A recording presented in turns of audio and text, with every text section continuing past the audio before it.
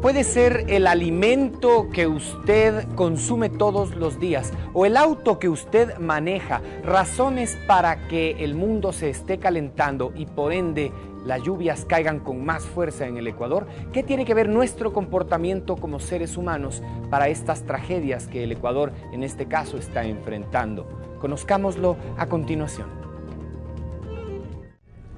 Todos los años, hectáreas de cultivos, casas, animales, carreteras, montañas y vidas humanas son arrastradas por los deslaves e inundaciones. En ocasiones, solemos decir que la naturaleza nos castiga, sin asumir que somos nosotros los corresponsables de estas tragedias. Las aguas del Chimbo superaron el muro de contención. Las turbulentas aguas arrasaron con todo a su paso. 180 derrumbes se produjeron en el transcurso de 10 horas. Esto está sucediendo no solo en el Ecuador, sino en todo el mundo. Como nos demuestra el Premio Nobel de la Paz Al Gore en su película Una verdad incómoda. La naturaleza se ha vuelto loca, toda clase de catástrofes inusuales. El calentamiento global paradójicamente causa no solo más inundaciones, sino también más sequías. ¿Pero por qué suceden las inundaciones? Existe un factor determinante para este desastre, la tala de árboles. Montañas enteras sin la cobertura vegetal que ofrecen los bosques han permitido que el agua se escurra y no sea retenida. Este proceso comienza con una fuerte lluvia como la que observamos en el sobrevuelo. Normalmente cuando llueve en las montañas, los bosques filtran y retienen el agua, permitiendo que una cantidad dosificada de líquido llegue a los ríos, que crecerían de manera proporcionada. Esto ha venido sucediendo por millones de años en nuestro planeta. Sin embargo, al cortar los árboles y deforestar las montañas, el agua de lluvia erosiona el suelo, arrastrando y depositando los sedimentos en los ríos. Como la lluvia ya no es retenida por los bosques, todo el agua llega al río y se producen los desbordamientos e inundaciones. Aquí se ve muy claramente cómo las laderas están erosionadas y las partes grandes están bajándose y ya están con las rajaduras a los lados. Con una siguiente lluvia vendrán otros derrumbes y se irá todo por el barranco. De cada hectárea que vemos aquí, anualmente llegan a irse hasta 270 toneladas de tierra. Suma todas las hectáreas que ves aquí y toda esa tierra anualmente está bajando hacia la costa en los ríos. Y eso provoca una sedimentación en los ríos. Entonces el cauce del río se llena de lodo, de tierra. Entonces el agua que baja ya en las temporadas de fuerte lluvia, como ahora, se desborda y causa la inundación. Es decir, imaginemos que este recipiente es un río. ¿Qué pasaría si le echamos el equivalente de tierra que bajaría en el río por la erosión? La tierra ocupa más espacio. El agua se desborda, creando las inundaciones. Año tras año, las fuertes temporadas invernales de la costa causan millones de dólares en daños y se llevan vidas humanas y animales. La erosión de la tierra en otras partes es responsable de estas catástrofes.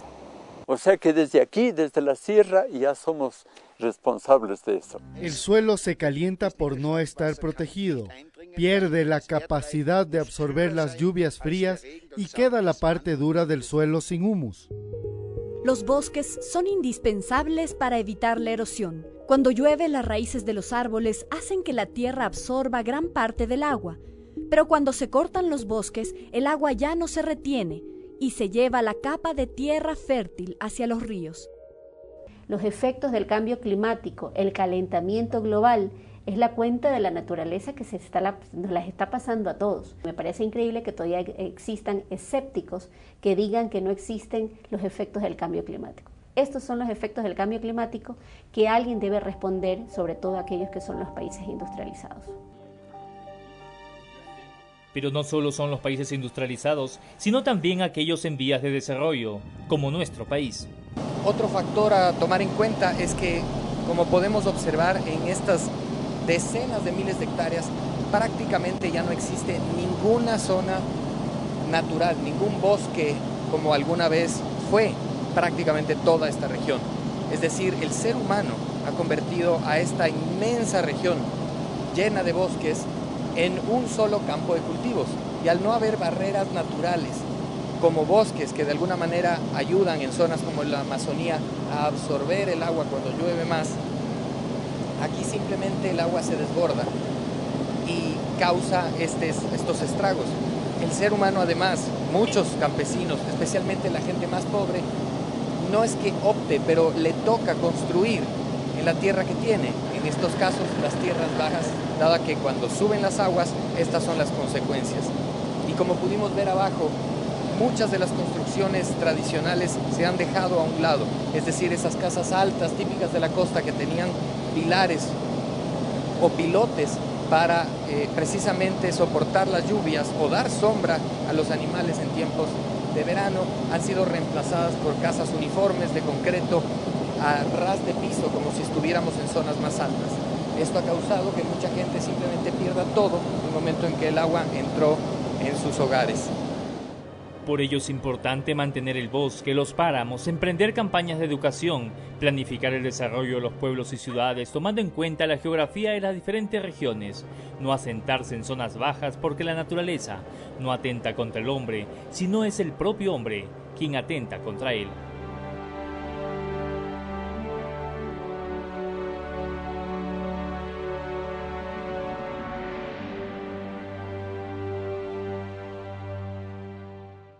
El 95% de los bosques de la costa ecuatoriana han desaparecido por nuestras manos, han sido talados por nosotros para dar pasos a campos de cultivo.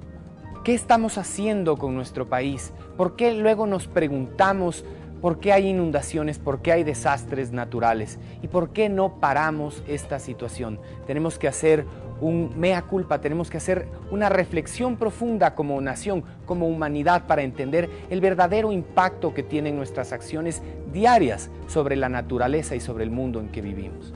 Seguimos con más en La Televisión.